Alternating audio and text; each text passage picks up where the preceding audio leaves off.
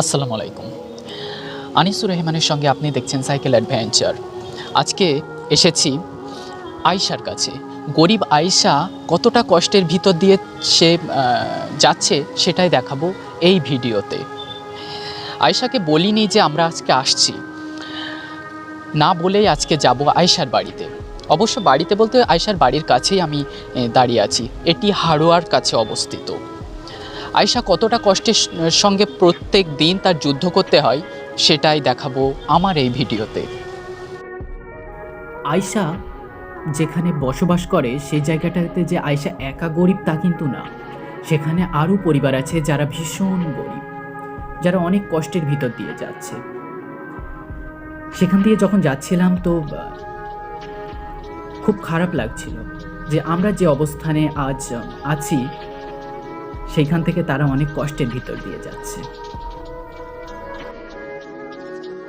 একটা বিষয় ভাববার বিষয় যে যেখানে আমরা সবাই টাকার পিছনে ছুটছি, প্রত্যেকেই ছুটছি টাকার পিছনে, আমিও ছুটছি, আপনিও ছুটছেন, সেখানে আয়শা দুবেলা দুমুঠো ভালো খাওয়ার জন্য এতটা লড়াই করে যাচ্ছে যা কল্পনার বাইরে। আয়শা, আপনার স্বামী কি করে? আমার স্বামীও দমের কষ্ট আছে, উনি ব্যবসা বাণিজ্য কিছু করতে পারে না। টুকটাক ওই কালো মাজন আমি বিক্রি করতে দিই, হয়তো কোনো দিন 100 টাকা, কোনো দিন 200 টাকা এরকম করে এনে দেয়। আমার এতে হতে পানি সানি করে সংসারটা চলে যায়।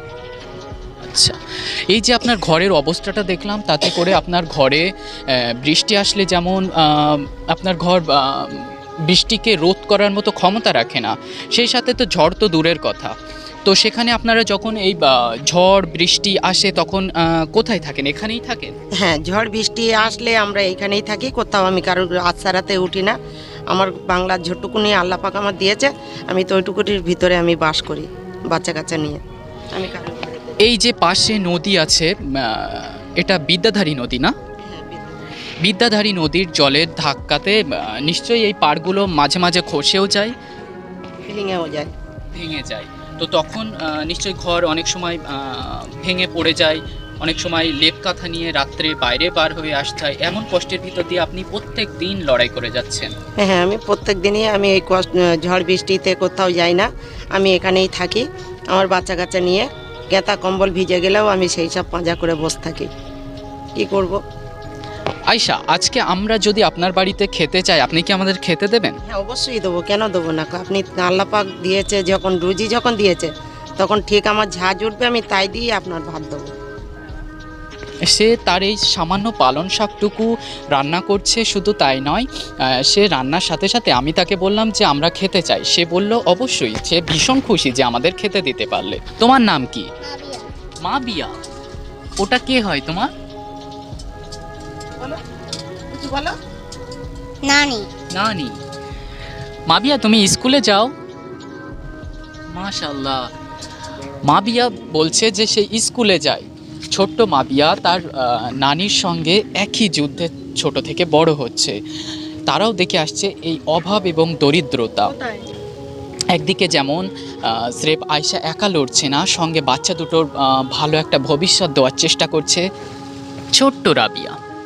ছোট্ট রাবিয়ার মা বাবা কেউই নেই, সেও তার নানির কাছে মানুষ এবং তার নানিকে সে মা বলে ডাকে। সেও তার নানির কাজে সাহায্য করছে।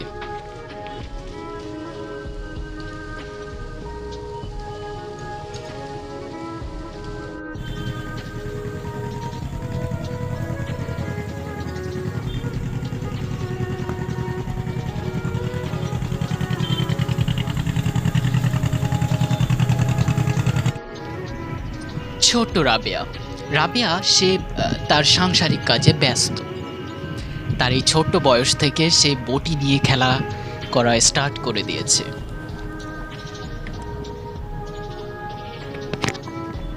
সে খেলছে এবং সে তার নানির কাজে সাহায্য করছে ছোট ছোট হাত দিয়ে। তাকে দেখতে ভীষণ ভালো লাগছিল, এরকম একটা ছোট্ট বাচ্চা যার বাবা মা কেউই নেই। আর এদিকে মা বিয়া, সে ঘর গোছাচ্ছে, সে তার ছোট্ট পুতুলের সংসার গোছাতে ব্যস্ত। এই যে আপনি এই যে 4-5 জনের পরিবার, এই যে 5টা পেট চালাচ্ছেন আপনি আপনার কষ্ট করে, আপনার স্বামীও তেমন সুস্থ না, তো তারপরেও আপনি কি বলবেন যে আপনি কি ভালো আছেন? হ্যাঁ, আমি বলবো তো আমি ভালো আছি, আল্লাহ পাকের ইচ্ছায় আমি খুব সুখী আছি, শান্তিতে আছি। আমি খুব, আল্লাহ পাক আমার রেখে দিয়েছে শান্তিতে। ছোট্ট সুখ, ছোট্ট শান্তি, কিছুর প্রয়োজনও নেই তার। সে সামান্য কিছু হলেই তার চলবে। দুবেলা দুমুঠো ভালো করে ভাত, দুবেলা পেট ভরে খেতে পেলেই তার চলবে। সে চায় না বিশাল রাজস্ব, চায় না ভীষণ ফ্ল্যাট বাড়ি।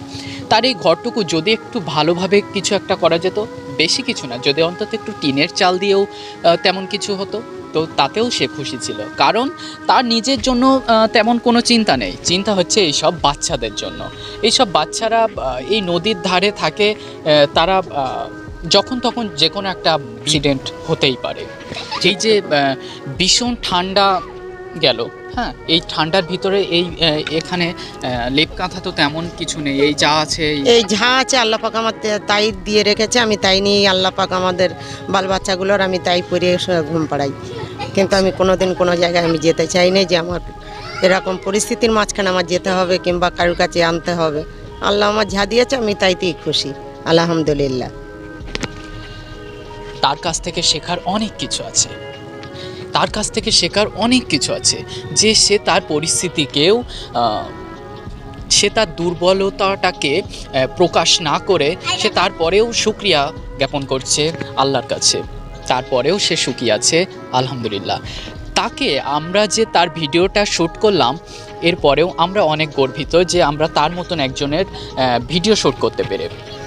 কারণ সে এই সামান্য কিছুতেও সে বলছে যে সে অনেক খুশি।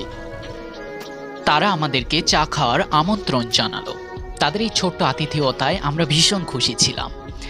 আমরা বলতে সঙ্গে ছিল আমার প্রিয় বান্ধবী সাবিনা রহমান। জানি না তাদের জন্য কিছু করতে পারবো কিনা, তবে চেষ্টা করব কিছু করার জন্য। আজ না হোক কাল একদিন আমি বিন্দু বিন্দু দিয়ে সিন্ধু তৈরি করব, আর তাদের জন্য কিছু একটা করে দেখাবো। ভিডিওটি শেষ পর্যন্ত দেখার জন্য আপনাকে অসংখ্য ধন্যবাদ। ভিডিওটি যদি ভালো লেগে থাকে তবে লাইক, কমেন্ট, শেয়ার করতে ভুলবেন না। দেখা হবে আপনাদের সঙ্গে আবার পরের ভিডিওতে। ভালো থাকবেন।